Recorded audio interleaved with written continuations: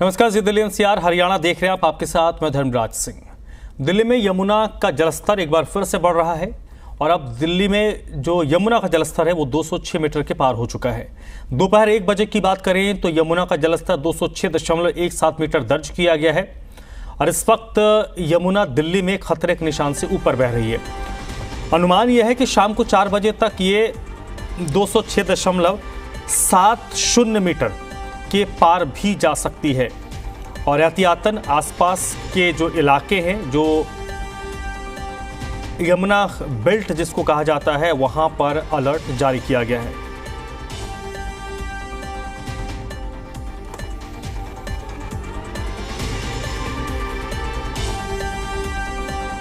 तो यमुना का जलस्तर जैसे जैसे ऊपर उठ रहा है वैसे ही प्रशासन की तरफ से तमाम एहतियातन कदम उठाए गए हैं।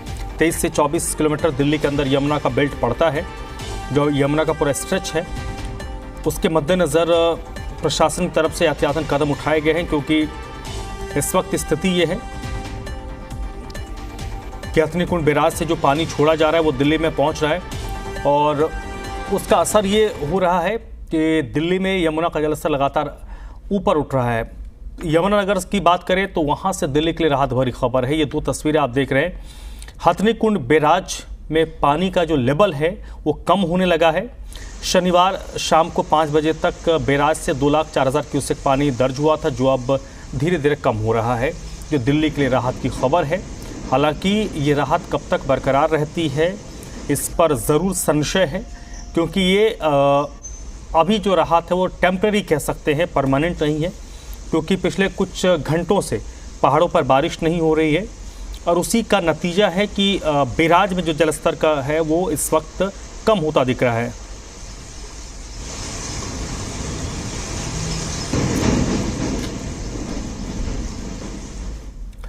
तो यमुना का जलस्तर लगातार बढ़ रहा है। सुबह 8 बजे यमुना का जलस्तर 205.90 मीटर दर्ज किया गया। सुबह 9 बजे यमुना का जलस्तर 205.96 मीटर दर्ज किया गया।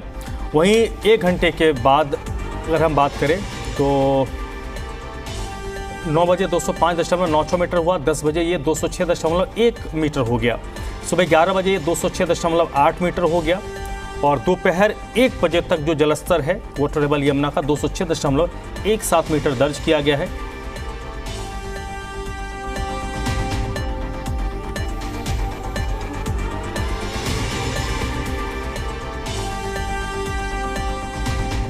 दिल्ली में यमुना का जो खतरे का निशान है वो 205.33 मीटर है और इस वक्त जो वाटर लेवल है वो 206 मीटर को पार कर चुका है, यानी यमुना खतरे के निशान से ऊपर बह रही है।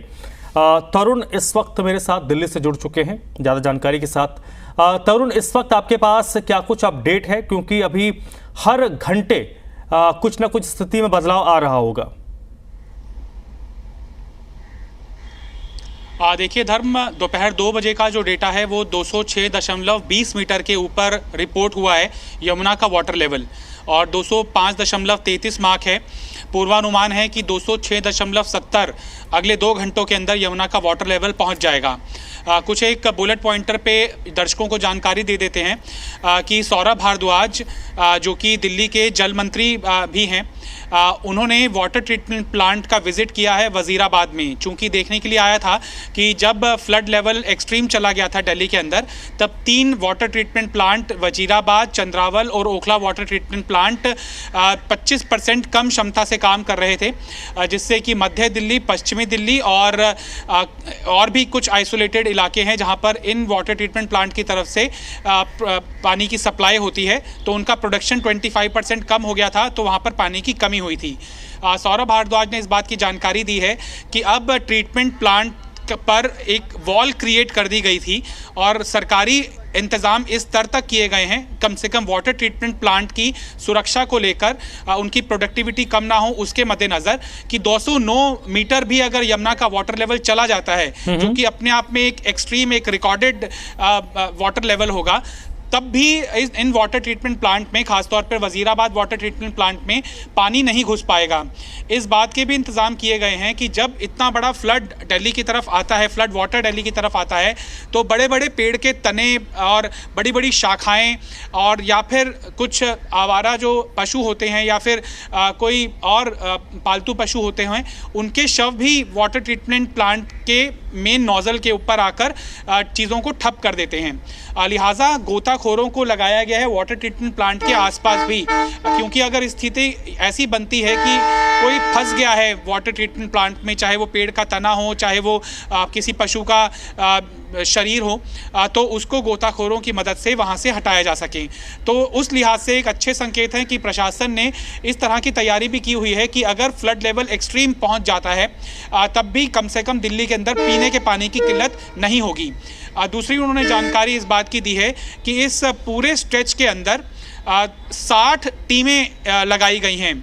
60 टीमों के अंदर कम से कम 5 से 8 कर्मचारी हैं, जिनमें प्रोफेशनल गोताखोर भी हैं, नाव चलाने वाले एक्सपर्ट भी हैं और मुनादी पीटने वाले लोग भी हैं और कुछ सीनियर अधिकारी भी हैं। उनकी एक टीम राउंड द क्लॉक 24/7 इस 24 किलोमीटर के स्ट्रेच के ऊपर निगरानी बनाए रख रही है।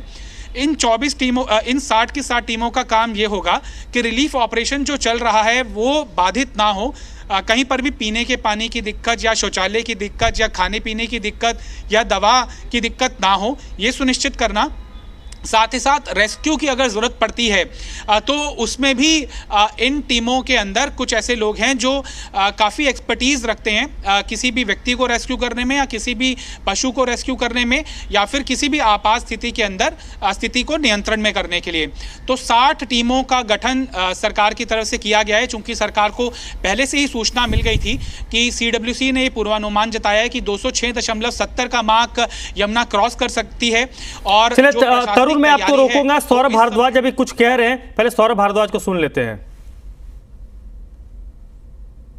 निःशुल्क दवाइयां जो है, जो भी रोगी आ रहे हैं उनको दिए जा रहा है। ज़्यादातर कंजक्टिवाइटिस, हाथ पैर के अंदर फंगल इन्फेक्शन, डिसेंट्री, बुखार, इस तरीके की बीमारियां आ रही हैं। तो लोग लो लाइंग एरियाज में रह रहे हैं, उनको क्या कहना चाहिए अभी किस स्थिति में? अभी लो लाइंग एरियाज के ज़्यादातर लोग तो राहत शिविरों में ही हैं और उनको अभी राहत शिविर में रहना चाहिए, क्योंकि अभी तो नीचे पानी भरा हुआ होगा। तो कुछ यमुना बाजार के इलाकों में लोग वापस चले गए थे। मुझे लगता है कि जहाँ जहाँ पे भी खतरा है वहाँ पे सरकार द्वारा मुनादी कराई जा रही है। जिन जिन एरियाज़ के अंदर खतरा है पानी भरेगा, वहाँ मुनादी कराई जा रही है। मुनादी अगर आपके एरिया में होती है तो आप उस एरिया को छोड़ के राहत शिविरों में चले जाएं। ठीक है, थैंक यू। हाँ जी। बढ़ोतरी होने लगी है। पिछली बार 3 वाटर ट्रीटमेंट प्लांट बंद करने पड़े थे, अब की बार क्या कुछ तैयारी है कि वैसी स्थिति ना आए? अब की बार जो है जल बोर्ड की पूरी टीम ने जो है जितने भी ऐसे वल्नरेबल पॉइंट थे जहाँ से पानी घुसता था वहाँ पे रीइंफोर्समेंट की है, एम्बैंकमेंट्स को बड़ा किया है, दीवारों को ऊंचा किया है, मजबूत किया है। पिछली बार 208 मीटर से ऊपर जब पानी गया तो हमारे पंपों में पानी घुस गया था, 3 वाटर ट्रीटमेंट प्लांट बंद करने पड़े थे।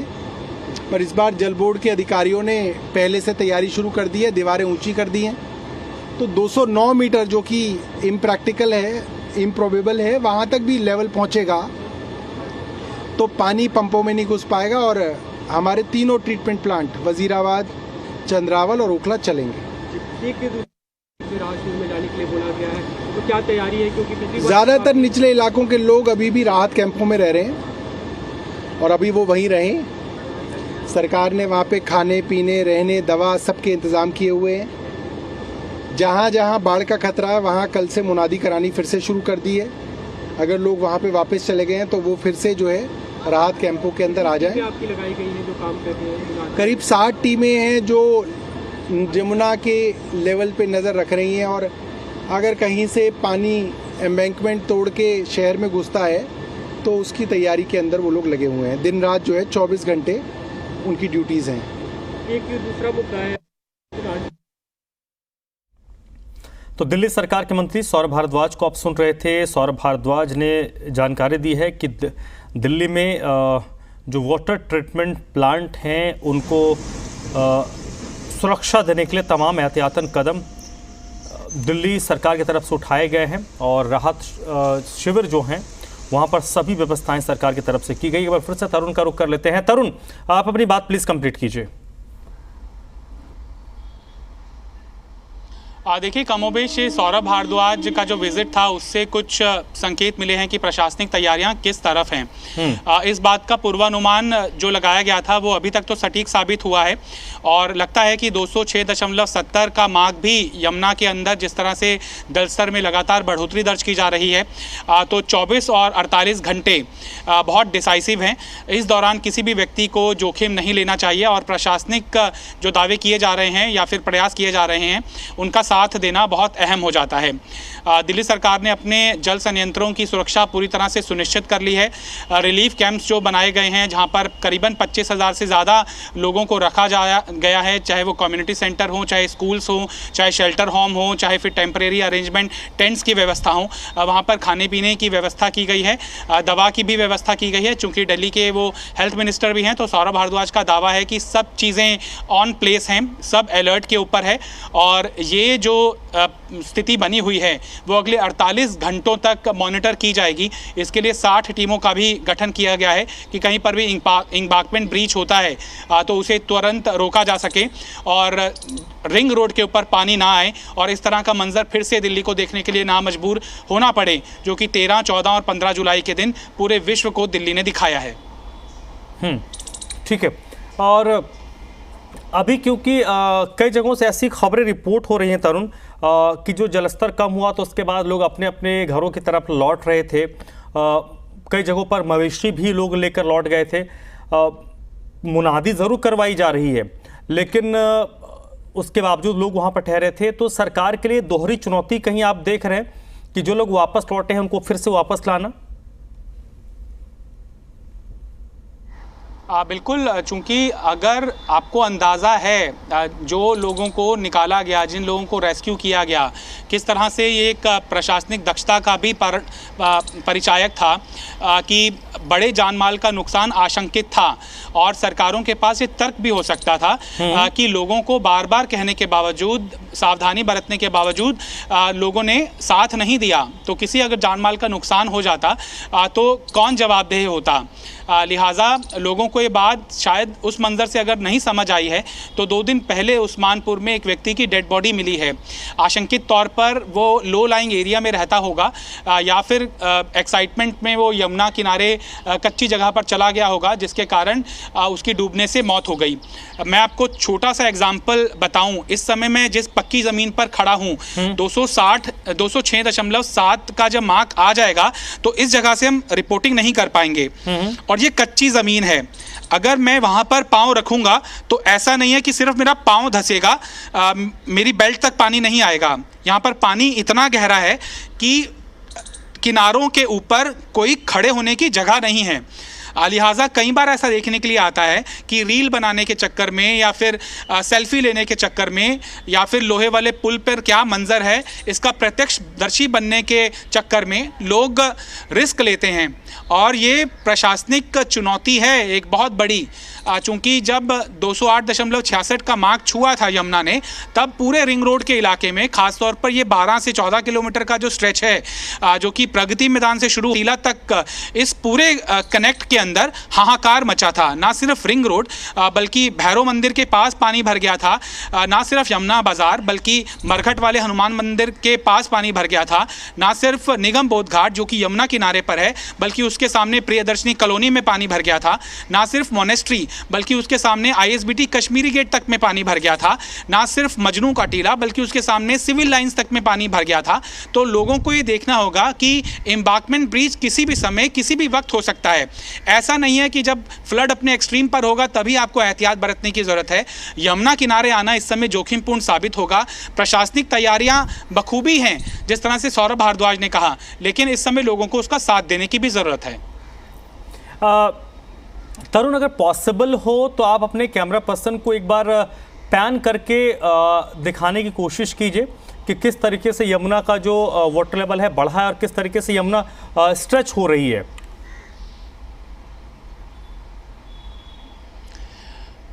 देखिए, मैं वीडियो जर्नलिस्ट को कहूँगा, चूँकि यहाँ पर खड़े होने की भी अपनी जोखिम है, अपनी चुनौती है। लिहाजा आप कैमरा जूम इन करेंगे मेरे वीडियो जर्नलिस्ट गोपाल, ये जो सामने वाला ब्रिज है वो कश्मीरी गेट का ब्रिज है यमुना के ऊपर, और बीचों बीच आप एक मंदिर भी देख सकते हैं। पुराने जो लोग हैं वो ये कहते हैं कि अगर यहाँ पर फ्लड आ गया है तो दिल्ली के ऊपर मुसीबत आ गई है। हालांकि ये कथित बातें हैं। अब चूँकि मॉडर्नाइज युग है, एक धर्म के प्रति आस्था होना अलग बात है, और अपनी जान को किस तरह से आप जोखिम में ना डालें ये अलग एक प्रैक्टिकल ट्रुथ है।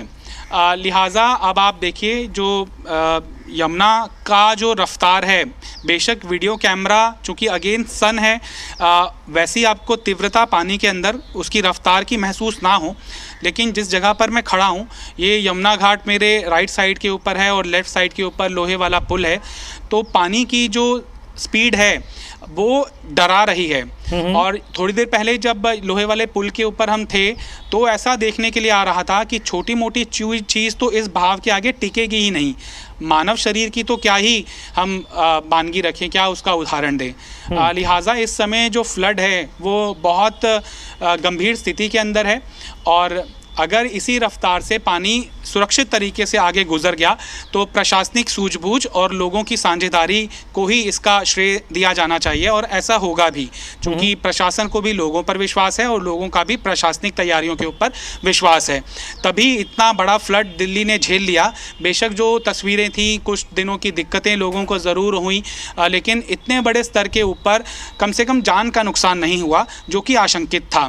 25,000 लोगों को निचली जगहों से लेकर ऊपरी जगहों पर पुनर्स्थापित करना, उनको तीनों वक्त का खाना देना, इस तरह की जब मॉस्किटो ब्रीडिंग अपने एक्सट्रीम लेवल पर होता है उस दौरान कोई ऐसी बड़ी बीमारी से बड़े स्तर के ऊपर लोगों का ग्रसित ना होना, और रेस्क्यू ऑपरेशन में किसी भी जगह पर कोताही ना बरतना, ये सब सूचक हैं कि प्रशासन ऐसा नहीं है कि हाथ पर हाथ धरे हुए बैठा है।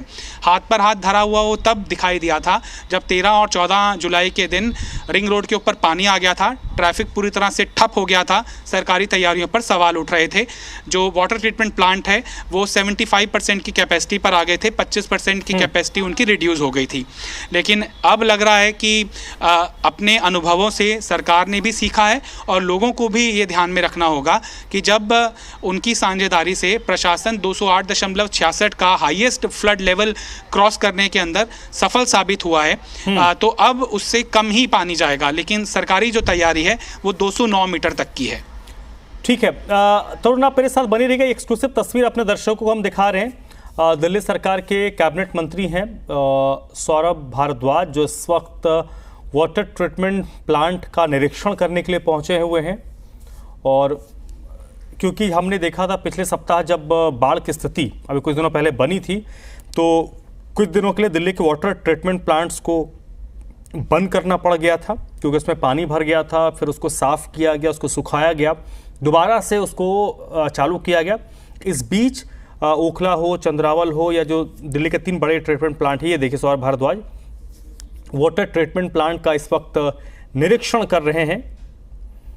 कोशिश यही है दिल्ली सरकार की तरफ से कि इस बार पानी का स्तर अगर कितना भी बढ़ जाए, लेकिन वाटर ट्रीटमेंट प्लांट बंद ना हो, ताकि दिल्ली के लोगों को पीने का पानी मिलता रहे। और तरुण इस वक्त मेरे साथ जुड़े हुए थे, दिल्ली से जानकारी दे रहे थे। तरुण, बहुत बहुत शुक्रिया आपका।